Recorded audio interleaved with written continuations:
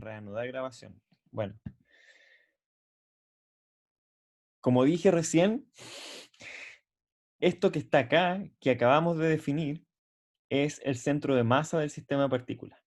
¿Ya? Este R sub Cm es en realidad la posición del centro de masa de la partícula. Entonces uno puede tener un sistema conformado por un montón de partículas, ¿cierto?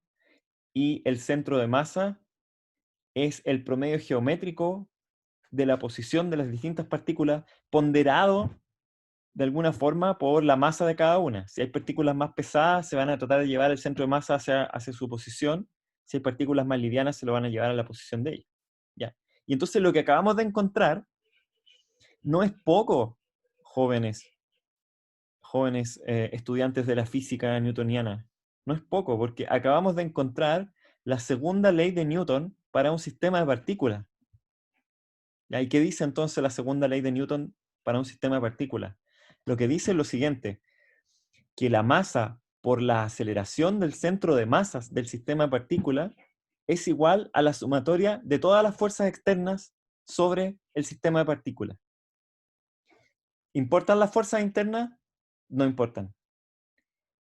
Es igual a la sumatoria de las fuerzas externas sobre las partículas, sobre el sistema de partículas. Entonces, veamos esto con un ejemplo. Supongamos que efectivamente nuestro ejemplo es la raqueta de tenis, ¿cierto? Que tenemos una raqueta de tenis así, súper mal dibujada, pero igual. Y dividimos la raqueta de tenis en puros pedacitos chicos, ¿sí? Y cada pedacito de la raqueta de tenis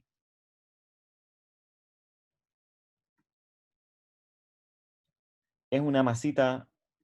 No se ve. Profe, no se ve lo que estaba dibujando. ¿No se ve lo que estoy dibujando? Ok,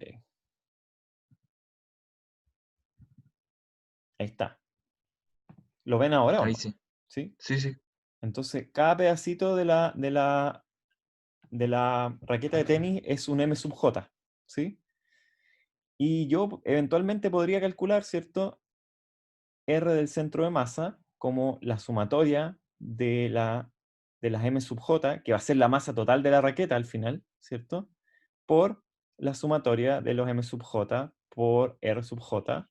Supongamos que, no sé, que me fijo acá mi sistema de coordenadas 0, y entonces voy a tener un montón de vectores todos apuntando, voy a dibujar los vectores de otro color, voy a tener una serie de vectores todos apuntando a las distintas masitas. Por ejemplo, eso de ahí va a ser el M sub I, perdón, R sub I, ese de ahí va a ser R sub J, etc. Y voy a multiplicar todos por la masa que corresponde con cada partícula, y voy a encontrar, por ejemplo, que quizás que el centro de masa de la raqueta está ahí. Así que ese de ahí sería el vector posición del centro de masa, que va a ser el vector R sub C M. Supongamos que la raqueta está sometida a la fuerza de gravedad, ¿cierto? Entonces, lo que dice mi segunda ley de Newton es que en realidad cada pedacito de la raqueta está sujeto a la ley de gravedad, ¿cierto? Y lo que yo tendría que hacer entonces para encontrar la sumatoria de las fuerzas externas sobre todo el sistema de partículas, y que eso, para este caso en particular, va a ser igual a la masa total por la aceleración del centro de masa, es sumar todas las contribuciones de la gravedad en cada una de las masitas chicas, ¿sí? Pero lo que me va a resultar es lo siguiente, que todas esas fuerzas son en realidad m sub j por g, y eso va a ser igual a m por la aceleración del centro de masa, ¿sí? Ahora, como la aceleración de gravedad en general la consideramos como un campo constante, no estamos viendo, ¿cierto? Siempre lo discutimos en la clase pasada, no estamos viendo pequeñas variaciones de g en la altura de la raqueta ni cosas de ese estilo. Así que este g es constante en la sumatoria y por lo tanto sale fuera de la sumatoria, y esto es simplemente g por la sumatoria de las m sub j, o sea, en realidad es m por g, ¿sí? Y en realidad es la masa total de la raqueta multiplicada por g, esa es la la suma de las fuerzas externas sobre la partícula, ojo, esta es la suma de las fuerzas externas sobre la partícula, es decir, la gravedad actúa como si afectara a la raqueta, a toda la masa de la raqueta nomás. Y esa es la fuerza total, mg. Y eso es igual a la masa por la aceleración del centro de masa.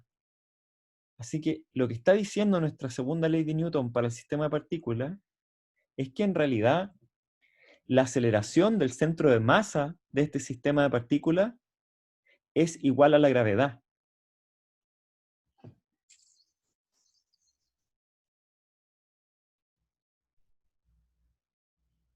Ok, entonces volvamos a ver el video. Volvamos a ver el video. ¿Alguien parece que lo encontró en YouTube, ¿o no? Porque yo... Chuta, yo lo cerré. ¿Por qué lo cerré? Ya, pero alguien lo encontró en YouTube y parece que lo compartió por el chat, ¿cierto? Sí, Sí. Entonces lo voy a abrir desde el chat. ¿Ven el video o no? sí, se Sí, ve. se ve. Ya, súper. Entonces fíjense, primero van a tirar los objetos así como cualquier cosa, ¿cierto? Entonces, la raqueta sale y va a dar una vuelta grande y supongamos que nosotros nos fijáramos en una partícula en particular de la raqueta. La verdad es que es difícil determinar cuál va a ser el movimiento de una partícula de la raqueta en particular, ¿ya? Porque están dando un montón de vueltas estos sólidos, que son sistemas de partículas, y lo mismo el disco. Entonces, aquí fíjense que le pintan el centro de masa de la raqueta y del palo con una pelota y del disco, lo pintan con esa pintura que brilla en las discotecas. Cuando no había pandemia, habían unos lugares oscuros en donde prendían estas luces backlight y la gente se juntaba como a bailar. En esos lugares, las cosas blancas se ven con con ese resplandor, ¿ya? E incluso uno los puede pintar un poco mejor y se ve más. Fíjense que esa es la raqueta, ¿ya? Pero entonces, ¿qué ven ahí? Yo veo, Una parábola. yo veo una parábola, ¿cierto? Fíjense, la raqueta no parece la raqueta, po, pero ahí está, es una parábola. Ahora viene el disco. Fíjense en el disco. Ahora pintaron el centro del disco. Oh, no es una parábola, hace como un montón de serpenteos en el aire. Pero ahora el centro de masa es una parábola. ¿Qué quiere decir todo esto? ¿Qué quiere decir todo esto? Ah, no queremos ver más videos. ¿Qué quiere decir todo esto? Alguien que me lo explique. Lo que demostramos con las ecuaciones, pues. Lo que demostramos con las ecuaciones. Entonces, pero tratemos de conectar el video con lo que acabamos de ver. Que la sumatoria de todas las fuerzas de todas las partículas del sistema Ujú. es igual a la fuerza del centro del sistema. Es igual a la masa por la aceleración del centro de masa. Eso. Claro. Entonces, Base. nosotros habíamos desarrollado, y usted en el colegio, y también ahora en la primera parte del curso, habíamos desarrollado toda una teoría para los movimientos uniformemente acelerados, ¿cierto? En que uno sabe que si, por ejemplo, yo tengo una piedra, ¿cierto? Que es una partícula, bajo este campo de fuerza de la gravedad, y yo lanzo la piedra con una cierta velocidad inicial, la piedra se va a mover en una trayectoria parabólica sujeta a la aceleración de gravedad, y esas son las ecuaciones de movimiento de ese movimiento parabólico, y uno lo puede demostrar, ¿cierto? Que es un movimiento parabólico, que ese movimiento parabólico es con aceleración constante. Pero en el caso de un sistema de partículas, es exactamente igual, es solo que el centro de masa es el único punto del sistema, o podrían haber más, ¿cierto? Pero el único punto en el que estamos seguros que sujeto a este campo de fuerza de la gravedad, el centro de masa se va a comportar como si toda la masa del sistema de partículas estuviera concentrada en el centro y el centro de masa va a seguir la ecuación de movimiento de una partícula sujeta al campo gravitatorio. Es decir, se satisface para el centro de masa en este sistema de partículas que el movimiento es parabólico, independiente de lo que haga el resto del objeto o del cuerpo mientras se está moviendo de un lado a otro. Ya, eso es lo que dice nuestra ecuación. Entonces podemos generalizar un poco la ecuación igual. Podemos generalizar un poco más, ¿cierto? Porque básicamente, si la fuerza externa total al sistema es cero, ¿ya? Lo que tenemos es que básicamente, bueno, hay varios casos particulares, pero el primer caso particular es qué pasa si las fuerzas externas son cero. Si la sumatoria de fuerzas externas son cero, eso implica que la masa por la aceleración del centro de masa es cero, y eso significa que la aceleración del centro de masa es cero, y eso implica que la velocidad del centro de masa es constante, o igual a un cierto V0. Eso es lo primero, ¿cierto? La sumatoria de las fuerzas externas igual a cero hace que la velocidad del centro de masa sea una constante. Si uno define, también uno puede introducir el concepto de momentum lineal, ¿cierto? De cada partícula, y eso está permitido porque básicamente el momentum lineal de cada partícula va a ser P sub j igual a m sub j por v sub j, ¿cierto? Ese es el momentum lineal. Uno podría eventualmente decir que existe un P total, tal que el P total es la sumatoria desde j igual 1 a n de los P sub j. Perdón, insisto con el gorrito acá. De los P sub j. O sea, existe una cosa que vamos a llamarle el momentum lineal del sistema de partículas, tal que el momentum lineal del sistema de partículas es la sumatoria de los momentum lineales de cada una de las partículas. ¿Ya? Si esto es así, entonces uno puede reescribir la ley de Newton, o la segunda ley de Newton, de la siguiente forma. Nosotros teníamos que la sumatoria de las fuerzas externas es igual a la sumatoria de los m sub j por los r sub j, dos puntos, ¿cierto? Pero en realidad, bueno, esto es más general, ¿cierto? Podríamos haber partido con nuestra versión más estupenda de la segunda ley de Newton, que es simplemente que la sumatoria de las fuerzas externas más los F sub IJ, las fuerzas internas, la sumatoria de las fuerzas internas, eso lo habíamos escrito así para cada partícula, lo habíamos escrito como una fuerza externa sub J más la sumatoria de las fuerzas sub I, eso es igual a dp sub J a dt, ¿sí? Incluyendo incluyendo la posible variación, por ejemplo, de las masas de cada partícula, ¿cierto? Bueno, eso nos va a llevar a la misma ecuación de antes, y nos va a llevar a que si yo sumo todo esto sobre todas las partículas I, si hago la sumatoria ahora sobre todas las partículas I, lo voy a hacer rápido porque ya hicimos toda nuestra argumentación de que la doble sumatoria nos daba 0, ¿cierto? Si uno hace la sumatoria sobre todas las partículas I, nos va a dar que la suma de las fuerzas externas ahora sobre todas las partículas es igual a d a dt de la sumatoria de los P sub j. O sea, que en realidad la suma de las fuerzas externas sobre las partículas es igual al cambio del momentum del sistema de partículas completo, ¿sí?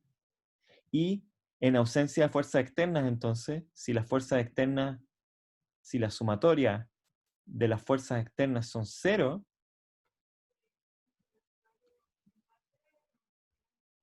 si la sumatoria de fuerzas externas es cero, eso implica necesariamente que P o el momentum lineal total del sistema de partículas es una constante. Porque básicamente dP a dt es igual a cero, ¿ya? Y eso es o que si la masa del sistema de partículas es constante, ¿cierto? Si la masa del sistema de partículas es constante, esto es simplemente m por b del sistema de partículas igual a constante, y recuperamos lo que habíamos encontrado antes, que b es una constante, ¿ya? Y obviamente si el sistema de partículas, si la masa del sistema de partículas no es una constante, entonces m podría cambiar y b también podría cambiar, ¿ya? Pero la misma segunda ley de Newton que habíamos encontrado antes es generalizable a este sistema de partículas, generalizable a un sistema de partículas.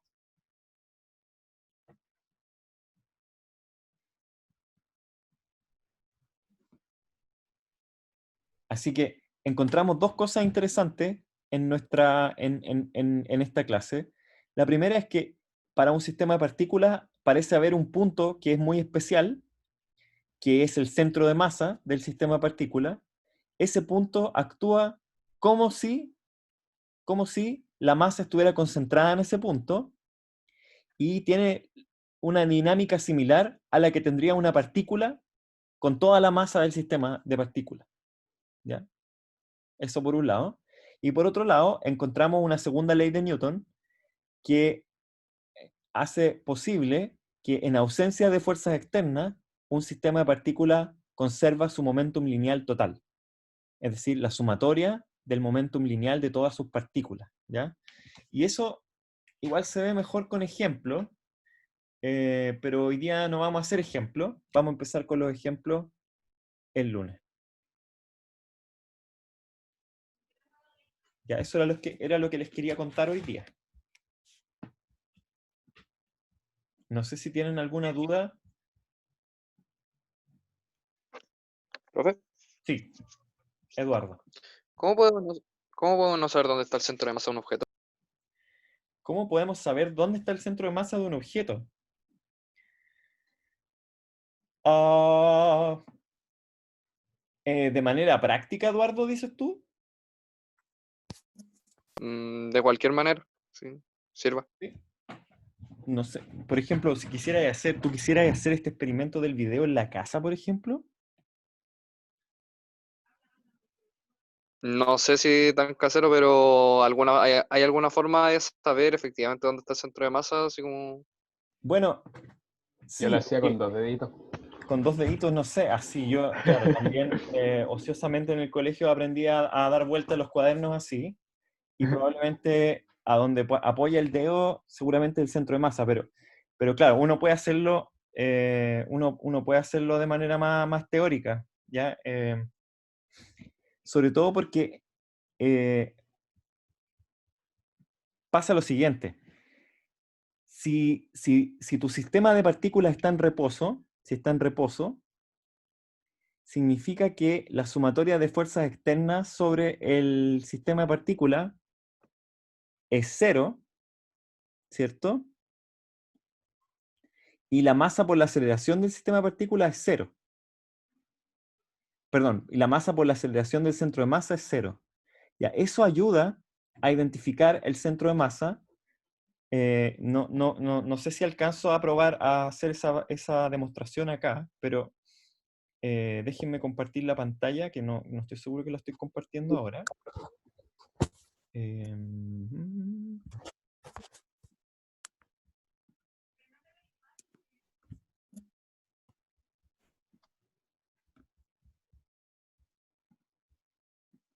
¿Ustedes ven el bit paper o no? ¿Ven la pizarra? Ahora no. Se acaba de cerrar. Se acaba de cerrar. ¿Y ahora? Sí. Ahí sí. Ahí sí. Sí la ven. Entonces, supongamos que uno tiene una escuadra, ¿ya? Y uno quisiera saber dónde está el centro de masa de la escuadra. ¿Ya? Lo obvio sería decir, ok, la escuadra tiene una densidad lineal constante, así que en realidad, si la escuadra mide tanto acá y mide tanto acá, el centro de masa va a estar en proporción a lo que mide acá, con lo que mide acá desde el centro, medio geométrico, ¿cierto? Y ya, no sé, supongamos, el centro de masa podría, ojo, el centro de masa de la escuadra podría estar fuera de la escuadra. De hecho, si la escuadra es perfectamente simétrica, es claro que el centro de masa de la escuadra está como por aquí. De hecho, está fuera de la escuadra. No está en un punto dentro de la escuadra. Ya, eso es una cosa media rara. Y entonces uno podría tratar así como de hacerlo al ojo o estimando, pero en realidad hay una manera práctica bien fácil de hacerla y es la siguiente.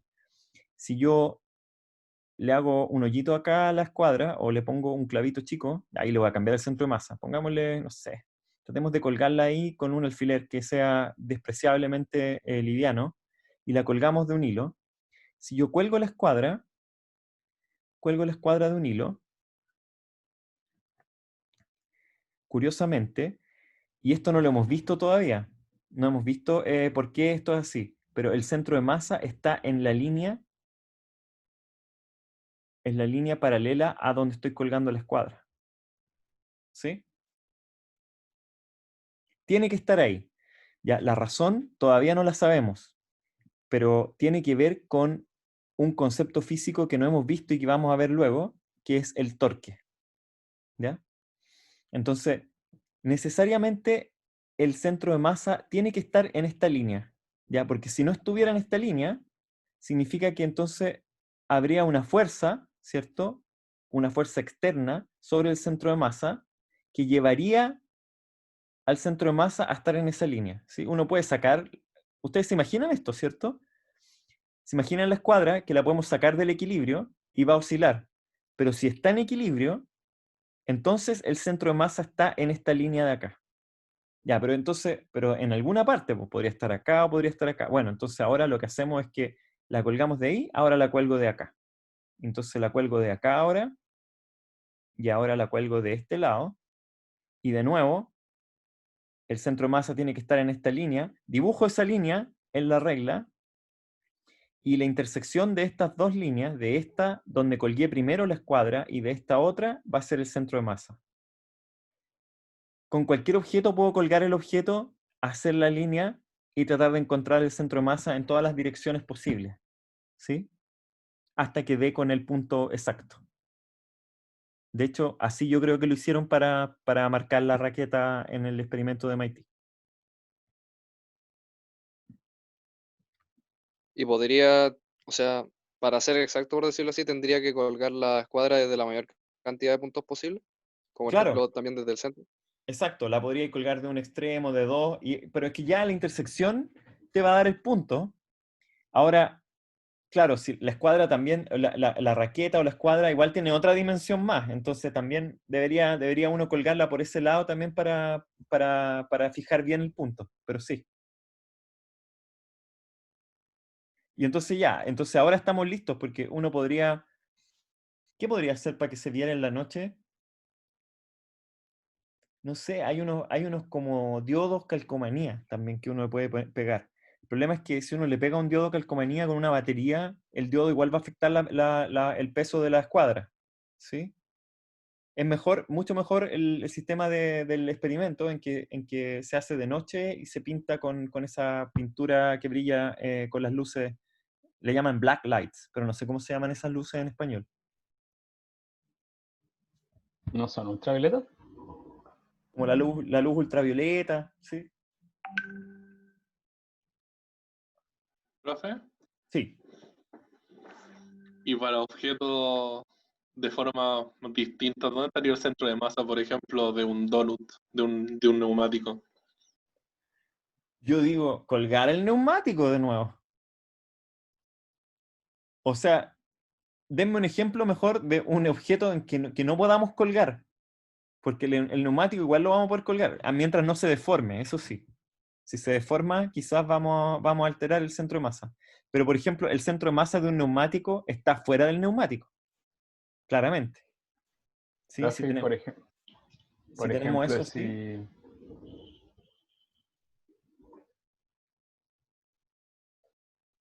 Profe, Escucho, Salvador. sí que, por ejemplo, si, no sé, necesitaras calcular el centro de masa de un cohete, por ejemplo, así gigante, obviamente no lo puedes colgar. Ahí en ese caso yo creo que deben haber como otras formas como hacerlo, sería como ir como a los planos y como calcular así como entre las densidades y los materiales y todo, así Ah, como claro. Si, tendría que hacerse ya en el papel. si ustedes se quieren poner así matemático con esto, o ingeniero, o sea, claro, uno podría con el plano, con el plano del cohete, con la densidad de todos los materiales del cohete y con la forma de todas las piezas del cohete, uno debería poder calcular el centro de masa del cohete. ¿Ya? Ahora, sucede otra cosa, por ejemplo. Sucede que, supongamos que tenemos dos objetos. Ya tengo este objeto, tengo un neumático y una paleta de playa. Y yo sé que el centro de masa de la paleta de playa es ahí y sé que el centro de masa del neumático es ahí. Y alguien me dice, ya, pero ahora tu sistema de partículas es las dos cosas, el neumático más la raqueta. Dónde está el centro de masa de estos dos objetos juntos ahora? Fácil. El centro de masa de los dos objetos juntos es el centro de masa de los centros de masa. Es decir, si esta es la masa del neumático y esa es la posición del neumático y esta es el centro de masa de la raqueta y esta es la masa de la raqueta, entonces la posición del centro de masa ahora del sistema combinado raqueta-neumático es la sumatoria de las dos masas, la posición del centro de masa de la raqueta por la masa de la raqueta más el centro de masa del neumático por la masa del neumático. Ya, esto se puede demostrar súper fácil. ¿Sí? Y la demostración es que en realidad cuando uno divide en pedacitos, da lo mismo dónde están los lugares, ¿cierto? Y uno puede partir por hacer esta sumatoria y después hacer esta sumatoria, y resulta que esta sumatoria de acá nos va a dar el centro de masa de la raqueta, y esta sumatoria de acá nos va a dar el centro de masa del neumático, y después se combinan los dos y nos da exactamente lo mismo que hacerlo como si fueran solamente un objeto. ¿Ya? Es fácil de demostrar que esto es verdad. Lo pueden hacer. Pueden hacer la demostración de que el centro de masa de dos objetos o más combinados es en realidad el centro de masa de los centros de masa. Así que el cohete con todas sus piezas, ¿cierto? Si yo conozco, el centro de masa de cada una de las piezas, entonces puedo hacer el centro de masa de los centros de masa y calcular el centro de masa del cohete. Pero también lo puedo colgar. Ah, súper porfiado. Lo puedo colgar de una ala y...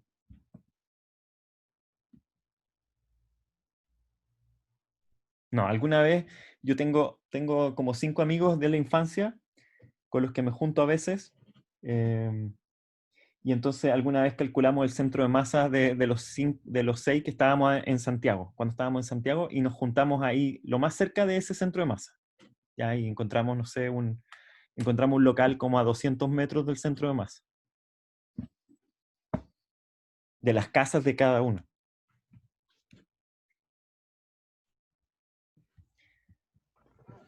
Profe, Sí, ¿es lo mismo centro de masa, centro de gravedad? sí, es lo mismo. También le llaman centroide al centro de masa. También le llaman centroide. Ahora, no quiero asustarlos con cosas feas, pero ya que supongamos que lo que uno conociera, por ejemplo, de la... Supongamos que yo tengo una regla acá, ¿ya? Y yo sé, por ejemplo, que la regla lo que tiene en realidad es una densidad lineal. ¿Y qué es la densidad lineal? Es que por cada centímetro de regla yo tengo una cierta cantidad de masa. Y la densidad de la regla es homogénea. Supongamos que es homogénea. Entonces, la densidad lineal de la regla va a ser el largo de la regla dividido por la masa total de la regla. ¿Ya? Esa densidad lineal podría no ser constante. Por ejemplo, podría ser, este es el ejemplo más simple, que sea constante. Pero podría no ser constante porque podría ser que, por ejemplo, la regla partiera siendo de plástico y terminara siendo de fierro. O fuera una aleación entre plástico y fierro, cada vez con menos plástico y con más fierro. Y fuera aumentando la densidad lineal a medida que voy avanzando en la regla. Por lo tanto, uno sabe que si la regla tiene una densidad lineal constante, uno sabe que el centro de masa está en el centro geométrico de la regla, ¿ya? Pero ¿cómo demuestra uno eso matemáticamente? Bueno, lo que uno dice es lo siguiente: dividamos la regla en pedacitos infinitesimales de regla, ¿ya? Entonces supongamos que cada pedacito tiene una masa delta m, ¿ya? Bueno, esa masa delta m de cada pedacito es en realidad la densidad de la regla por delta x, ¿ya? Entonces, el centro de masa de la regla, el centro de masa de la regla, es en realidad la sumatoria, ¿cierto? La sumatoria infinitesimal de la posición de la regla por la masa de todos los pedacitos infinitesimales dividido por la masa total de la regla.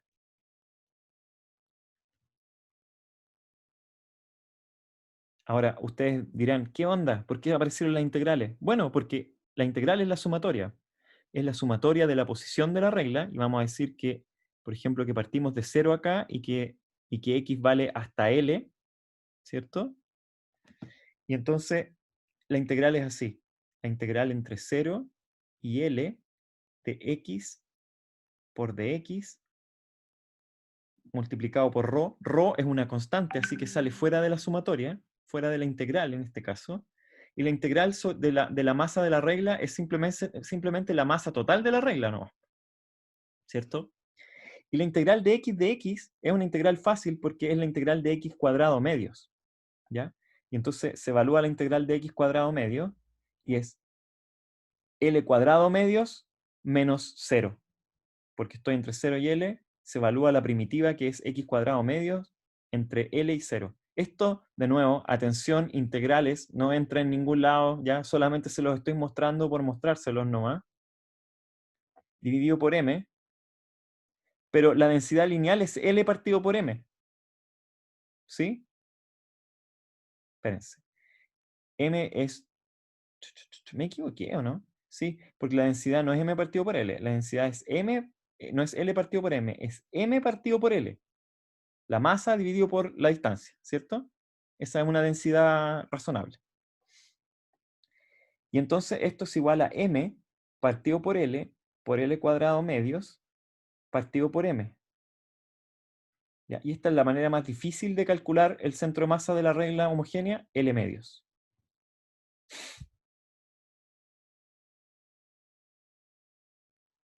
Y en realidad, se fijan, esta es la manera teórica de calcular el centro de masa ahora para cualquier objeto en que uno conoce la densidad lineal del objeto como una función de su posición. Ya, esto también sirve para 3 dimensiones. No quería entrar en estos detalles.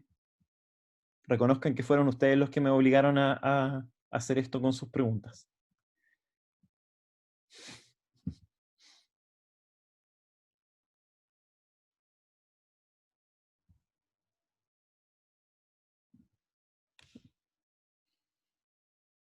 ¿Alguien entendió esta última explicación con la integral?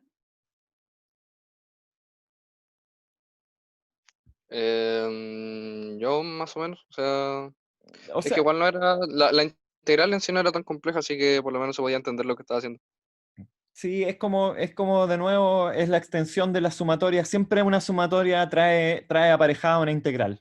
Entonces, si uno en realidad va a ser riguroso, al final lo que uno está haciendo es sumar infinitesimalmente para poder hacer bien la suma, po, para poder ponerle a la posición correcta a la masa correcta. Eso es lo que uno está haciendo.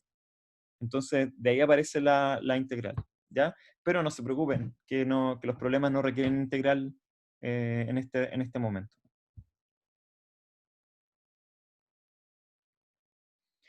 Bueno, jóvenes, nos han abandonado algunos en el camino de las preguntas. Yo creo que se fueron a estudiar álgebra, así que les deseo lo mejor para mañana. Traten de dormir. Recuerden que si uno duerme, le va mejor en los ramos en general, ¿ya? O sea, también hay